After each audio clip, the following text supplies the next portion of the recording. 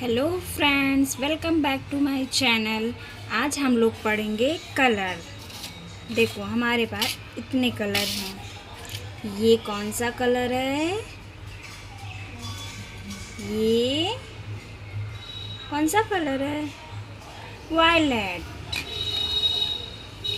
ये वायलेट है, लेकिन इसमें ब्लू दिख रहा है मोबाइल में। ये ब्लू है। और ये ग्रीन। ये कौन सा कलर है? ऑरेंज। ये येलो। अब हम लोग पहले कौन सा डालेंगे सर्कल? ये वाह!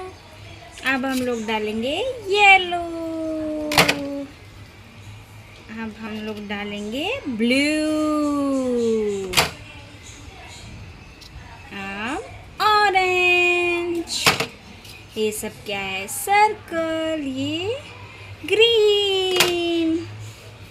अब हम लोग डालेंगे, ये क्या है? आया आया आया आया आया आया। ये देखो स्माइल। इस पे हम लगा देंगे। देखो कैसे डांस कर रहा है, डांस कर रहा है। देखो देखो देखो। ये इसको ऐसे ऐसे ऐसे ऐसे डांस। आज हम लोगों ने क्या सीखा? कलर। कौन सा कलर सीखा?